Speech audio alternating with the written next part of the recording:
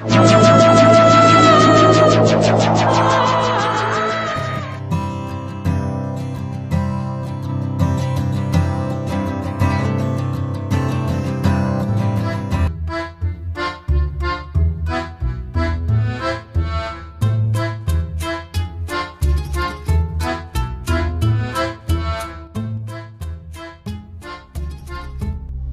1625 ईस्वी से मैं हिंद में आबाद हूँ। हाँ, मैं मुरादाबाद हूँ। नमस्कार दोस्तों, सीक्रेट ज्ञान टीवी यूट्यूब चैनल आप सभी का स्वागत एवं अभिनंदन करता है। आज के इस वीडियो में आप सभी को मुरादाबाद जनपद के इतिहास और वर्तमान से रूबरू कराने वाला हूँ। मुरादाबाद जनपद के सभी धार्मिक ऐतिहासिक स्थानों की जानकारी के साथ साथ आज आपको इस जनपद से जुड़ी कुछ दुर्लभ और रोचक जानकारियां भी देने वाला हूं, जिसे आप अब तक नहीं जानते रहे होंगे। वीडियो को ज़्यादा से ज़्यादा शेयर करें, लाइक करें और यदि आप अपनी कोई बात कहना चाहते हैं तो कमेंट करके हमें ज़रूर बताएं। मुरादाबाद का संबंध महाभारत काल से है। उस समय मुरादाबाद चौपला नाम से जाना जाता था और पांचाल प्रदेश का एक प्रमुख हिस्सा था। हर कालखंड में अनेकों राजाओं ने यहाँ राज किया। गुप्त काल में इस क्षेत्र पर गुप्त वंश के शासकों ने शासन किया और उसके बाद सम्राट हर्षवर्धन के अधीन भी ये क्षेत्र रहा और फिर सम्राट हर्षवर्धन के बाद कई वंशों के कई राजाओं ने इस क्षेत्र पर शासन किया। मध्यकाल में पृथ्वीराज चौहान ने भी इस क्षेत्र पर राज किया। उस समय चौपला अर्थात मुरादाबाद के अंतर्गत 4 गांव शामिल थे: भदौरा, मानपुर, नारायणपुर और देहरी। मुगल सम्राट शाहजहां के शासनकाल में संभल के सूबेदार रुस्तम खान ने चौपला के तत्कालीन राजा रामसुख को युद्ध में हरा दिया और चौपला पर कब्जा कर लिया। उसके बाद उन्होंने यहाँ एक किले का निर्माण कराया और चौपला का नाम बदलकर रुस्तमाबाद कर दिया। जब इसकी सूचना मुगल बादशाह शाहजहां के दरबार में पहुंची तो मुगल शहंशाह शाहजहां के बेटे मुराद ने ऐतराज़ जताया और तुरंत रुस्तम खान को संदेश दिया कि रुस्तमाबाद नाम बदलकर मुरादाबाद किया जाए।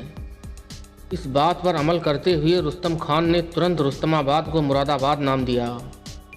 वर्तमान समय में मुरादाबाद पीतल के बर्तनों के निर्माण के लिए पूरी दुनिया में जाना जाता है। दरअसल पीतल के बर्तन और विभिन्न वस्तुओं का व्यवसाय मुगल बादशाह शाहजहां के शासन काल में ही शुरू हुआ था और उनके शासन काल में ही फला फूला था। मुगल काल में पीतल के बर्तनों पर नक्काशी का चलन था और इस तरह नक्काशीदार बर्तनों को राजा महाराजाओं के महलों में सजावट के लिए इस्तेमाल किया जाता था।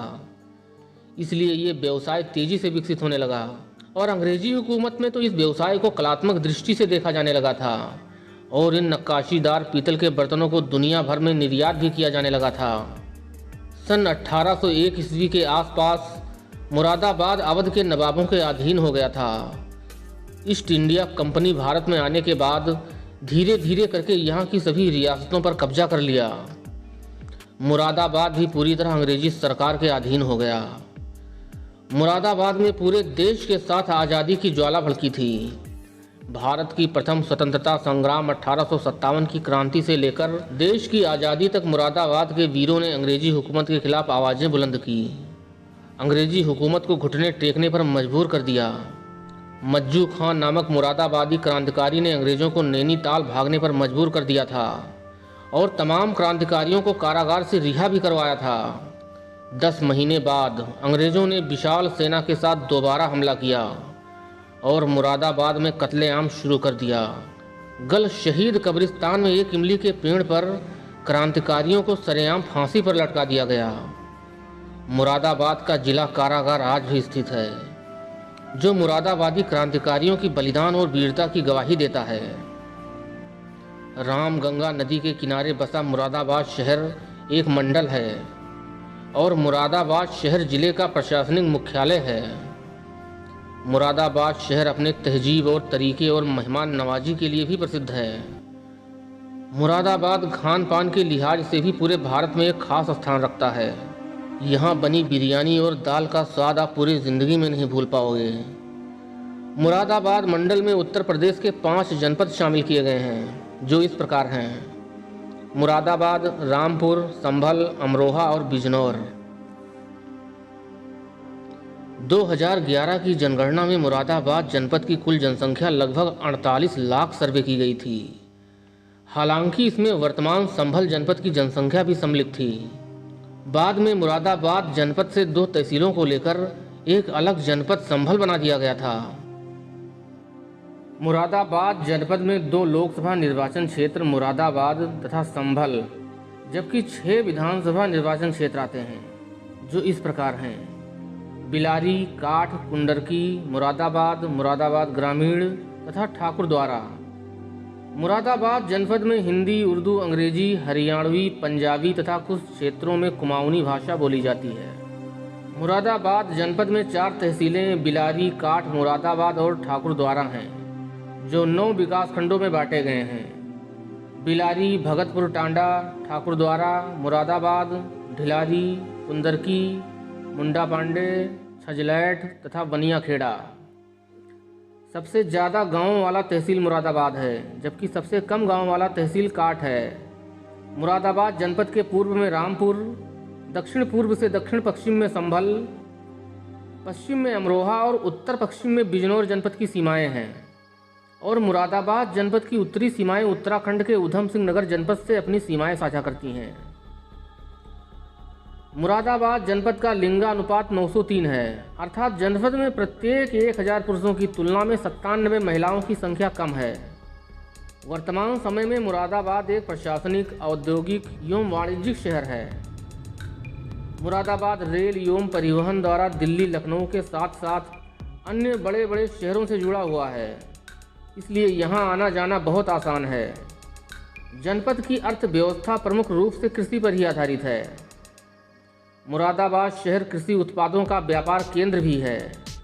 मुरादाबाद पीतल के बर्तनों एवं पीतल से निर्मित अन्य तमाम सामानों के लिए प्रसिद्ध है। यहाँ बनाई गई पीतल के एक से एक सजावटी बर्तन विदेशों में भी निर्यात किए जाते हैं।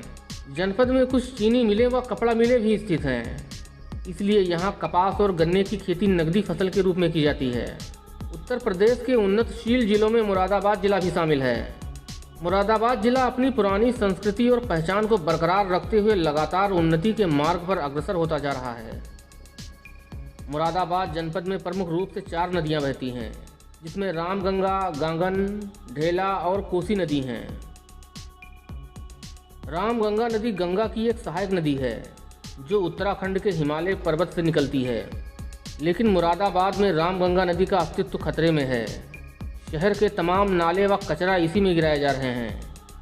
नदी के किनारे किनारे बस्तियां बस गई हैं। नदी के दोनों ओर अतिक्रमण फैला हुआ है। अगर ऐसे ही रहा, शासन प्रशासन ने इस पर कोई ध्यान नहीं दिया, तो आने वाले कुछ सालों में रामगंगा नदी का वजूद ही मिट सकता है। सबसे ज़्यादा बुरी हालत गांगन नदी का है, जो पूरी तरह कंक्रीट में तब्दील हो चुकी है। बारिश के महीनों में इसके नदी होने का एहसास होता है। ढेला नदी का वजूद भी खतरे में है। इसमें कोई शक नहीं है कि मुरादाबाद दिनों दिन तरक्की करता जा रहा है। ऊंची ऊंची बिल्डिंगें बन रही हैं, बड़े बड़े उद्योग स्थापित हो रहे हैं, बाजारों और शॉपिंग मॉलों में रौनक आ रही हैं।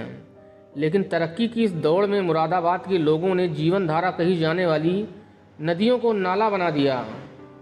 अभी भी समय है, जाग जाइए, लोगों को जागरूक कीजिए, शासन प्रशासन का सहयोग कीजिए, इन दम तोड़ती नदियों को बचा लीजिए। यदि आपके मन में कोई सवाल है तो हमें कमेंट करके ज़रूर बताएं।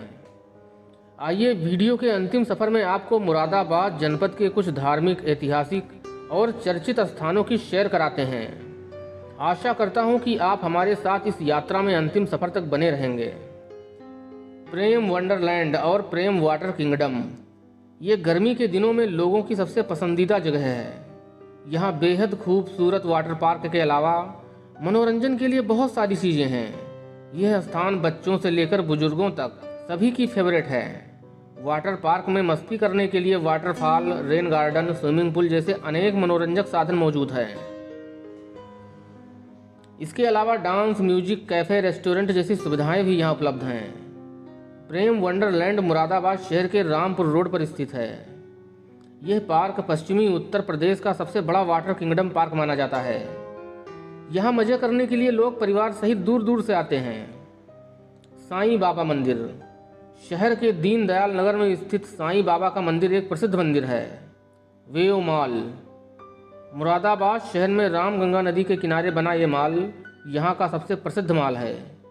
यहाँ आप शॉपिंग के साथ साथ वेब सिनेमा का भी आनंद उठा सकते हैं। जामा मस्जिद।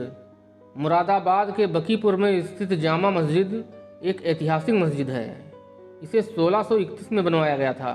इसका निर्माण तत्कालीन मुरादाबाद के गवर्नर रुस्तम खान ने करवाया था। Deer park. प्रेम वंडरलैंड के पास स्थित ये पार्क कई एकड़ भूमि के क्षेत्रफल में फैला हुआ है। यहाँ हिरन, जंगली बतख और कई प्रजातियों के दुर्लभ जीव आपको देखने को मिल जाएंगे। यहाँ आकर आप झील में बोटिंग का भी आनंद उठा सकते हैं। श्री पार्श्वनाथ दिगंबर जैन मंदिर। यह मंदिर मुरादाबाद शहर के बीचों बीच में स्थित है। यह मंदिर जैन धर्म के 23वें तीर्थंकर की याद में बनवाया गया था। मनोकामना हनुमान मंदिर। मुरादाबाद में स्थित यह मंदिर जिले के सबसे प्राचीन मंदिरों में से एक है। ऐसा माना जाता है कि इस जगह भगवान बजरंगबली स्वयं एक बार अवतरित हुए थे। इन सब स्थानों के अलावा ऐसे कई दर्शनीय, ऐतिहासिक एवं पौराणिक स्थान जनपद में मौजूद हैं, जहां आपको एक बार जरूर जाना चाहिए। गौतम बुद्ध पार्क, मोहड़ा तैया की झील, चिश्ती खिबड़िया की मजार, प्राचीन शिव मंदिर प्रकटेश्वर, प्राचीन काली माता मंदिर लाल बाग, गुरु तेग बहादुर गुरुद्वारा लाल बाग, सोनकपुर स्टेडियम, राधा कृष्ण मंदिर, हर्बल पार्क इत्यादि। दोस्तों, वीडियो को यहीं समाप्त करते हुए आपसे एक रिक्वेस्ट करता हूं कि हमारे चैनल को सब्सक्राइब जरूर करें और हमारा सहयोग करें। यदि आप मुरादाबाद ज़िले से हो तो अपने तहसील का नाम कमेंट में ज़रूर लिखो, और यदि आप और किसी ज़िले के हो तो आप अपने ज़िले का नाम कमेंट में लिख सकते हो। फिर मिलते हैं किसी और वीडियो में, तब तक के लिए जय हिंद, जय भारत।